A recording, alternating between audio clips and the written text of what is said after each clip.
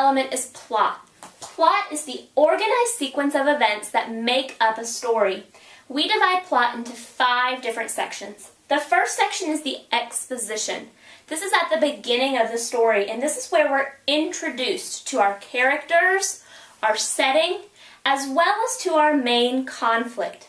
The exposition, again, is kind of like your introduction. Next, we have our rising action. Our rising action occurs as the story begins to build and the conflict develops. Here we see interest and suspense starting to build. We're working up towards the explosion, so to speak, of that conflict. That explosion happens at our climax. The climax is the turning point of your story. In this turning point, the main character is going to come into contact with that main conflict, facing it head on.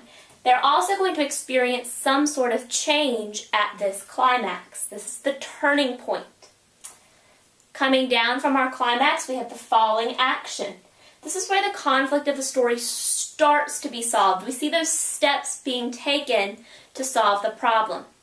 Our problem finally wraps up at the resolution. This is the end of the conflict at the end of your story. When you're looking at plot and mapping plot, think about it almost like a roller coaster. That's what you called it last year with Miss Williams. You called it roller coaster plots. The exposition is kind of like that beginning. You're waiting in line. You might be seeing pictures on the walls of the roller coaster. You hear the sounds of the roller coaster, but you're not there yet. You're starting to be introduced to the experience. The rising action is kind of like when you're chinking up that roller coaster, link by link by link by link. It's a slow build, and that suspense in you is starting to build as you're going up. You're getting excited about, oh, what is this roller coaster going to be like, and how's it going to twist my stomach, and how fast is it going to go? You're building that suspense. Your climax is like reaching the very top of that roller coaster right before things really, really get started, and it goes haywire, so to speak, okay? Once you're at the top of that roller coaster, everything changes. There's no going back. You're not building anymore, you're experiencing it. That experiencing it is the falling action.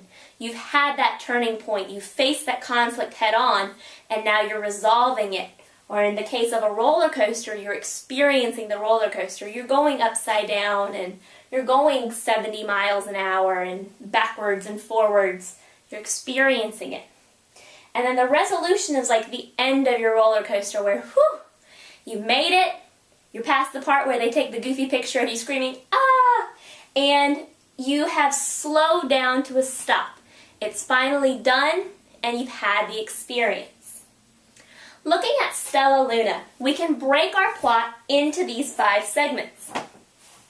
Starting with the exposition. Here's Stella Luna and her mother. We find that they live in a forest. And Stella Luna is separated from her mother due to an owl attack. Stella Luna's too young. She's not able to fly, so she falls into this bird nest. And we meet the birds that she ends up growing up with, Pip, Flitter, Flap, and Mama Bird. That's the exposition. We're introduced to those characters and setting and that conflict. In our rising action, we see that Stella Luna is raised to be a good bird by Mama Bird. She eats bugs and she sleeps upright, and she learns to be a good bird. We also see here that Stella Luna is trying to learn how to fly. Her wings don't work quite like Pip, Flitter, and Flap, so she's having a hard time with it. And that takes some extra practice. So our rising action, we're starting to see some change and some growth. Our climax, our turning point, when things start to change, is when Stella Luna, trying to learn how to fly, and she flies a little into the night, meets another bat. This is our turning point because once she meets this bat, Stella Luna learns more about who she is. Because it causes the change, this is our turning point, our climax. In our falling action, following the climax, Stella Luna is reunited with her mother, and her mother teaches her to eat fruit and fly at night, and helps her learn to accept the fact that she is a bat. We also see here that Pip, Flitter, and Flap, They're intrigued by this idea that Stella Luna has a family of bats. So they try to go with her to meet her family at night. However, Pip, Flitter, and Flap very quickly learn that they cannot see at night like Stella Luna can. And they fail to fly at night, and Stella Luna saves them.